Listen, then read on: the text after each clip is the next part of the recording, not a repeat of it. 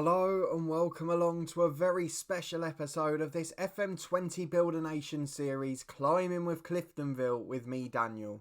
We're back today for our Europa League Playoff match. We are playing against Oostende of Belgium, a side that have drawn with Watford in pre-season and have a very good side, albeit greyed out due to the leagues we've got loaded. Pound for pound and attribute-wise, the players are significantly better.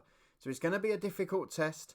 But a win in this one gets us to the Europa League group stages. A defeat, I think, takes us to the Europa Conference group stages. And that's almost what we're hoping for at the moment. If we get to there, we can compete. Either way, we're building our coefficient and we're making a huge achievement for Northern Irish football.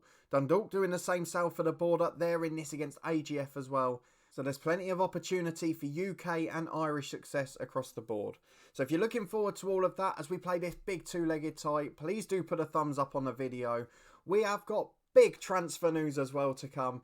And a fantastic scoreline to reflect on too. A couple of very interesting moments. So if you want to stay up to date with this series, which continues every single day on the channel, please do subscribe down below and turn that notification bell on. You'll get alerts as daily episodes release and as we build up to FM21, which is now just over a month away. But before we go and get into this two-legged tie, we've got a league game to play off camera in between. We need to reflect on the last league game and on a big transfer, because the day after we left off, after our defeat against Celtic in the Champions League, we had the biggest news, the best news, and the dream come true. So if we go to the transfer history, there are loads of players we're trying to get in at the moment. Naismith and Lyons on permanent deals, possibly Jonathan Mitchell, the hero of the Macclesfield save, and there's still a couple of others we're looking at defensively. But the big news is in the transfer history. Rashawn Hepburn-Murphy has rejoined on loan from Aston Villa, just £625 a week in wages, and he will join Adam Idar up front. The dream combination that I believe can cause trouble in the group stages in Europe. We'll wait and see if I'm right, but those two together could be an absolute godsend for this team. We've still got young Connor Crawford doing a great job as well, and that means that Joe Gormley has left the club on loan. He's gone to Yeovil, who are paying all of his wages, so we've actually saved £125 a week by bringing in Hepburn-Murphy and loaning out Gormley. No Irish sides came in for him, not quite sure why. Probably a wage issue, but either way, he's going over to England. We've got Conor McDermott, who left for Lyons in the last episode, potentially McMenamin leaving as well, but we have got plenty to look forward to. Because the first game with these signings in, even despite playing a part reserve team, resulted in an emphatic result to say the least. We play Glentoran, a side who have been notoriously poor in this series, and we beat them 12-0. Now, I don't quite know how to explain this, because this was a weaker side than we played a lot of last year. Connor Devlin was in goal, Nathan Wood was out of position at right back, Conor McMenamin played in central midfield, which he can't really do, and up front was Crawford and Murphy, which was the same as last year. Middleton was in there, Matthew Smith was in for a first start, Noah Daly played. It wasn't any stronger than last year's team really, but somehow it's resulted in a 12-0 victory.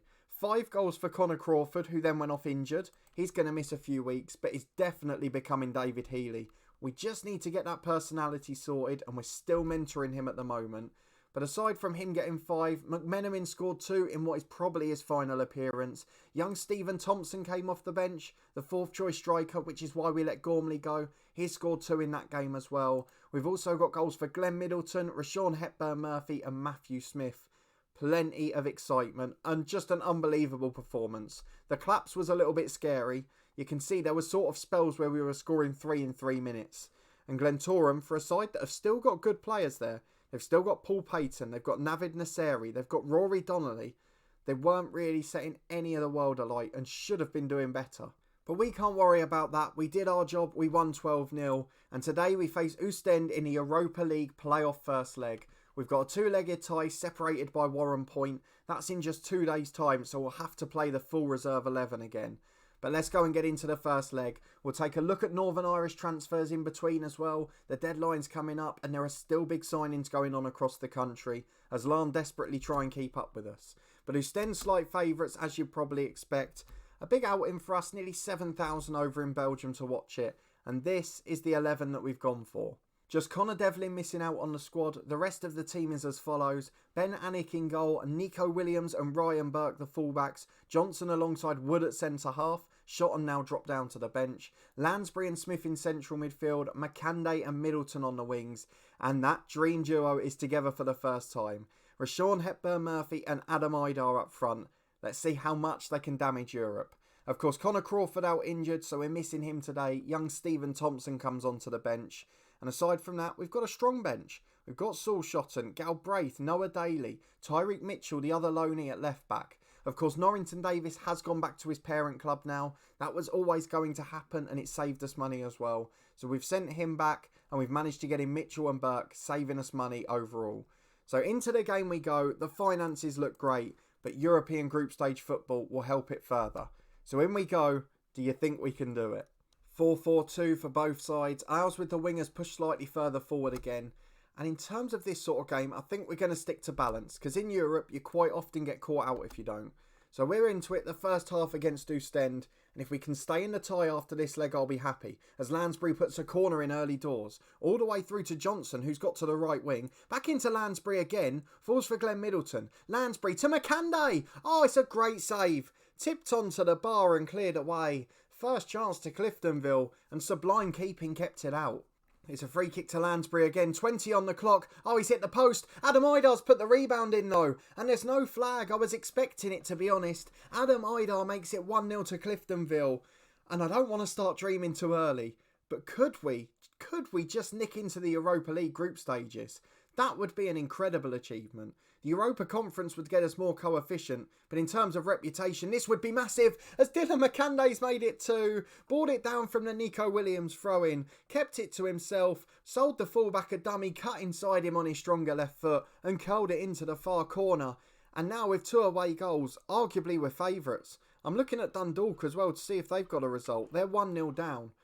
But for us, it's another one of these miraculous European nights. 7-1 against Maccabi Tel Aviv at home and 2-0 away at Oostende at half-time. A brilliant performance. We've dominated the match. And if we keep this up in the second half, we could be talking about Europa League football this season.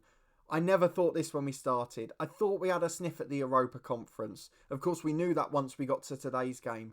But again, these lads defy the odds. And the front two causing panic amongst opposition defences. Into the second half we go.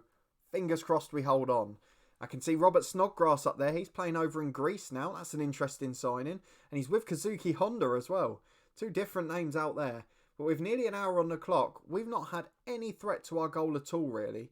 And so far, it looks fantastic. We have got to give Hepburn-Murphy a rest. He's not match fit yet. So we'll try and give him half an hour or 20 minutes at the end as Lansbury gets the ball inside to Williams. Beaten to it by the defender who clears long downfield. And now it's a chance for Oostende to counter. They've got a 3-on-3 momentarily. It's in towards the centre forward, but Burke and Johnson combine.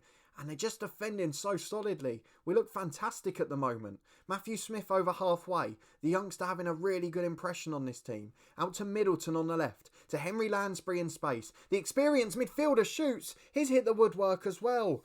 And if it wasn't for the width for the post and crossbar, it could be 4 or 5 here. An unbelievable display on the road. And we're looking like favourites again. But Matthew Smith has lost it in an attacking position. And now Galorme's surging down the right-hand side. Burke's trying to chase him. We've got the midfielder Lansbury trying to get back. But it's inside to Dupont. Now Yellen. That's a great effort just wide. And it remains 2-0. But we're living dangerously on the break. Just 15 minutes to go. I want to protect Hepburn-Murphy for his fitness. So one up front will be Stephen Thompson. Don't think there's much between him and Noah Daly, so we'll just leave it as Thompson for now. Natural as a poacher anyway. In terms of the left back area, we'll bring on Tyreek Mitchell for Ryan Burke. And then on the left wing, we'll bring on McMenamin for Middleton. His final appearance for the club, McMenamin. He'll be sold in a week, and it's going to be a massive moment for him to take part in this game. 2-0 to Cliftonville, 5 minutes to go. And this has gone better than I could have expected. I didn't think we could pull this off twice. I know we ran Celtic close. I know we battered Maccabi. I know we did well in Romania. But this is getting better and better and better. The European dream continues. A 2-0 win in the first leg at Oostende. And we'll be back in a minute for the second leg. Hopefully we'll bypass Warren Point with the reserve team. And then it is all about Europa League football. Can we make it to the group stages? We'll be back in a minute to find out. We're back for the second leg, the biggest moment in this save so far, as Connor Crawford is not back to fitness. We've got a result to talk about, we've got a couple more signings to reflect on as well. We'll also go and have a quick look at the Northern Irish window for transfers, just to see if Lyons are keeping up and anyone else is making shockwaves. But let's have a look at our transfers first. Still a couple of potential deals to do. Ipswich now nearly up to $250,000 for Connor Johnson. There's going to be a point, particularly with Saul Shotton sitting on the bench and Ben Hall, where I just have to say, do you know what, if you give us enough, we'll let it happen. So we'll wait and see if they reach that figure. For me, probably about 400,000. But we've signed 3 players, one of whom was in just in time for the Saturday game against Warren Point and made a big impact as well, and then 2 more that we've signed since. One of them has gone straight back out as well, and we've also let Conor McMenamin go. He's gone to Blackpool over in the EFL, and he will be a backup player over there. But for now, we've got Cal Naismith, who replaced him. He came in on £600 a week as a squad player. Natural at left back, natural left wing, can play centre half, can play up front, can play number 10, central midfield, on the right wing. He is a versatile squad player, which is exactly what we need. He came in for the Warren Point game, scored a goal, got an assist. What a superstar. He's played for Luton apparently, where he obviously moved in the first year of this save. Played for Pompey before in real life, played for Wigan in this series, played for Accrington, Hartlepool and up in Rangers as well. So he's going to be a good player and hopefully a really versatile one for our squad. He's got loads of experience. Unfortunately, Brad Lyons just missed out at the weekend. He joined just too late. So unfortunately, he didn't get his debut. But he's played for Doncaster in the EFL, St Mirren in Scotland and Coleraine over here in Northern Ireland. And he's going to be our 4th choice central midfielder. £350 a week, a good solid backup. It's basically our new Craig Story or Shannon Clucas. But he's just got that little more quality moving forward and he's a little bit more versatile as well. So gives us more options. But a good player nonetheless and a really good signing. 3-star potential still as well.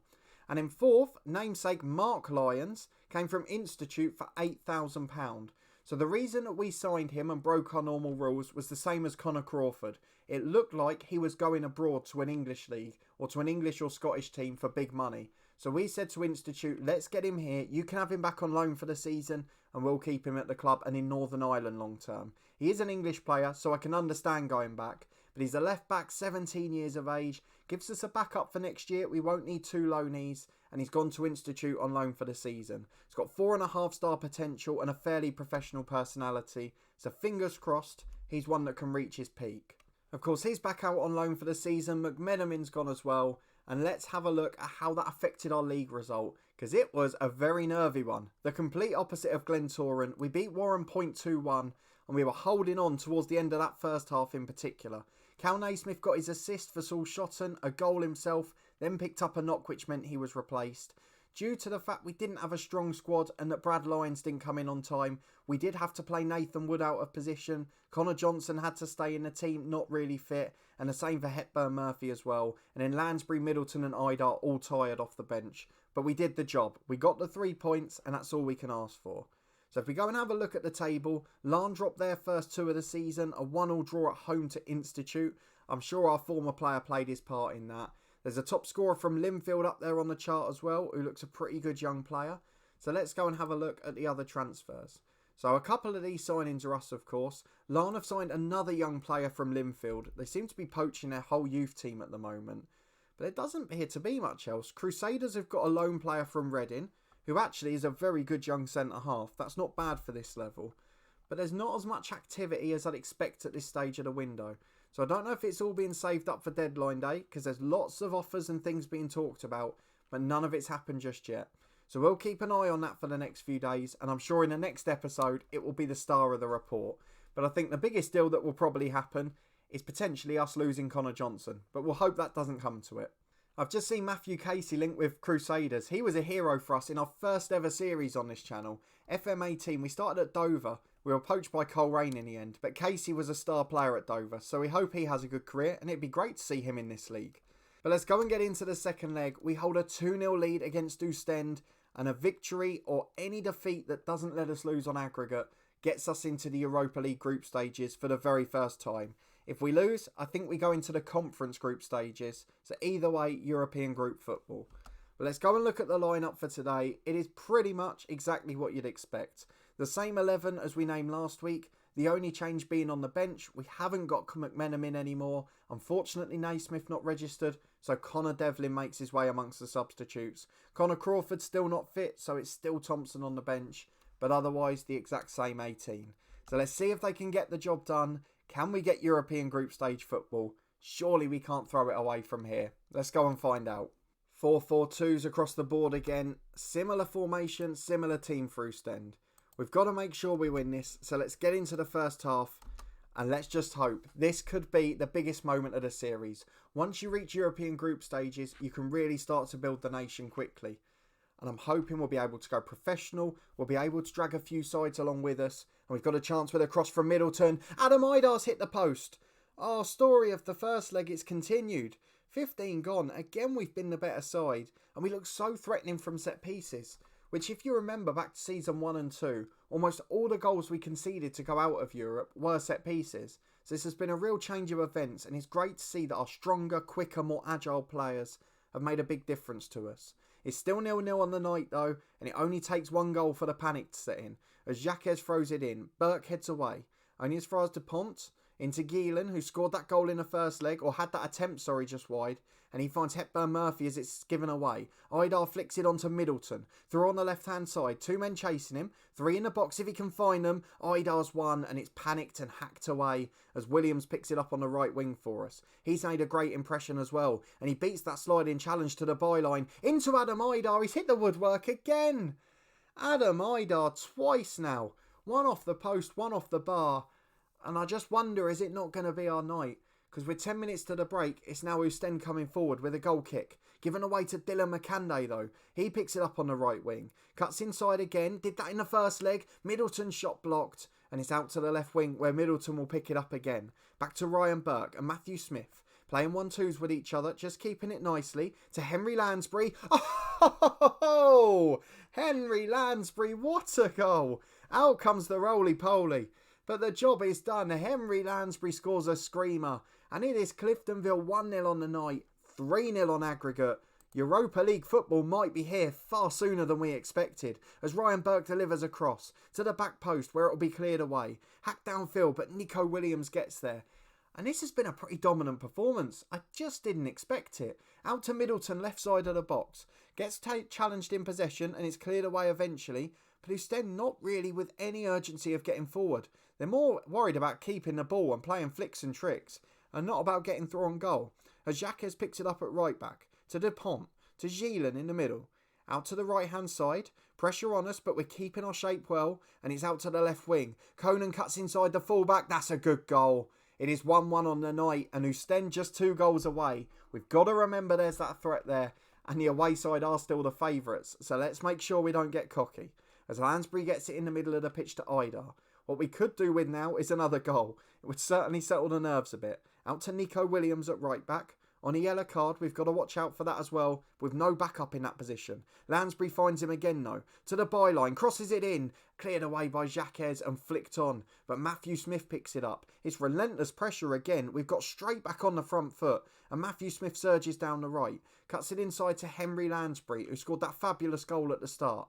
He's got a man over on the left in Ryan Burke. To Middleton. Takes on the fullback. Goes back to Burke, who's overlapping. Into Hepburn Murphy! I think he's offside. I think the flag's up. It's got to be offside, is it? It is. VAR gives it. It was a shame because he just found a little bit of space there. And he could have got back in form on his return to the club. 1-1 at half-time. 3-1 on aggregate. But the away goals will suit Oostende if they can get 2 more. Dylan McCanday's tired, so we'll keep an eye on that as well.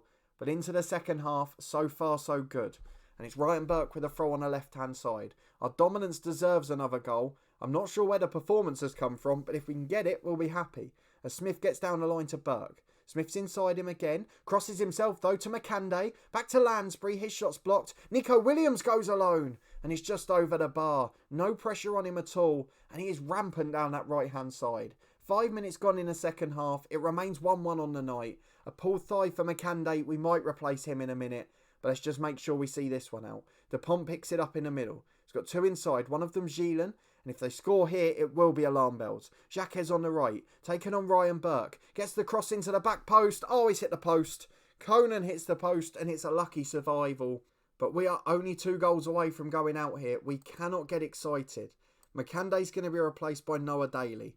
He'll be a winger on attack, give us that more natural width and balance, and we'll just leave it for 5 more. As we've got a free kick on the left with Burke, into the back post. Nathan Wood heads over. Oh, it's another good chance. It's another great opportunity. And we just cannot put this lot to bed. 20 minutes remaining now. Nothing else has happened. Hepburn Murphy still struggling for match fitness. Stephen Thompson will come on for him. And we're just going to make sure we don't get caught out as Ryan Burke has a free kick. In fact, Middleton will take it. Oh, it's a great effort. Colin tips it over the bar. And it was the chance to put it away. If we score here, it's job done. But we've got to get that extra goal. Wood puts it in. Straight at the keeper. Oh, the set pieces are causing chaos. But there's chances at both ends. And we can't get too excited. 10 minutes to go. Matthew Smith replaced by Galbraith. He'll be a defensive deep line playmaker. Ryan Burke will be a defensive fullback. Nico Williams will be a defensive wingback. And we're just trying to see out time here. 7 minutes to go. The wingers drop to support. 5 minutes to go. We'll think about time wasting. As Gillen puts a free kick in, headed away by Johnson to Daly. It's getting frantic, it's getting nervy, but Noah Daly can change that. He is surging down the right hand side. There is no pressure at all. 4 up in support. Goes back to Nico Williams. Got a man inside in Galbraith. Finds Lansbury, plays a 1-2. Out to the right hand side again. Henry Lansbury keeps it. Finds Thompson, the young striker. His shot's blocked to Lansbury. Noah Daly. Thompson! Oh! The Youth Academy star Stephen Thompson. What a finish. What a finish to put the tie to bed. 3rd goal of the season for him. And Stephen Thompson with a European wonder strike. And it is Cliftonville 2, Oostende 1 on the night. 4-1 on aggregate. And we are going to be playing Europa League group stage football. What a moment for this football club. What a moment for Northern Irish football. We're building a nation and we have just accelerated this process immensely. What a fantastic result. What a great performance more so. And we are through to the group stages. And now we're going to have to finish with the most exciting draw in history for us. Look at that as well. £2.5 million. We can change the future of this football club. And now we've got a really exciting 3 or 4 years on our hands. Let's skip ahead to the draw and see who we get. Of course, as you'd expect, we're seeded 4 for the Europa League group stages, but I could not care less. Let's get through the draw, see the top 3 pots. I mean, we could get Manchester United or Arsenal. Look at Group B. Manchester United and AC Milan and Eintracht Frankfurt. At this point, I don't care if we lose every game. What an opportunity that would be. I mean, looking at the draw, I guess Group G gives us Sheriff of Moldova, who we could potentially beat. Group C gives us Karabakh and Copenhagen, who we could have a chance against. Most other groups, we're absolutely screwed. So let's just go and skip ahead. Group B is Dundalk. They've got that group of death. That's incredible. Group C, Slovako. Group D is Cliftonville. We will be facing Besiktas of Turkey, Sparta Prague of the Czech Republic, and Krasnodar of Russia. What a group we've managed to get here. What an achievement from this football club. We are into the Europa League group stages and we have got a massive set of ties coming up. Look at that group. Look at that moment. Something special is happening here. I mean, what this has brought up is some epic fixture congestion because I've no idea how we're going to cope with this. But we have got a great opportunity nonetheless. We play Ballymena tomorrow, 2 days after the Oostende match. We've got 3 game days. We've got Sparta Prague and Ards 2 days apart. Linfield and Larne in the league 2 days apart. So I think now we are going to have to bolster the squad a bit. Just bring in a few more of those 2-star squad players. Just so we've basically got a domestic team and a European team. But either way, it's an exciting problem to have. We will be back to face Sparta Prague in the Europa League group stages. I have no idea how we're saying that, but after an incredible run in Champions League qualifying and a brilliant 2-legged performance against Oostende, we are in the Europa League. I don't know how to say it. What a result, and we will be focusing on Europe this year. So we're going to try and show one fixture against each team. So we'll show sort of Sparta Prague at home, we'll show one of the 2 games against Krasnodar, and then we'll show Besiktas at home in the final group game. We'll also try and rope in some domestic fixtures into double headers, just so we don't lose touch completely with that. And then we'll move back towards cup finals and the Premiership towards the second half of the season. But this is beyond my wildest dreams. I thought it would take 4 or 5 years, and I thought this year the Europa Conference was the limit. and this is going to change the series for good. So if you did enjoy this episode, that wonderful performance and that transfer action, please do put a thumbs up on the video. The return of Rashawn Hepburn-Murphy as well, plenty to be excited about. If you want to stay up to date with this series and follow our first ever Europa League campaign, do subscribe down below and turn that notification bell on. You'll get alerts every day as a new episode from this series releases, and I hope you're looking forward to the journey. So strap yourself in, because this is going to be epic. You can check out all the other content in the eye above, as well as the link to our podcast channel. But a massive thank you for watching as always, your continued support with the series, and I hope to see you next time for our Europa League debut. What a moment it's going to be.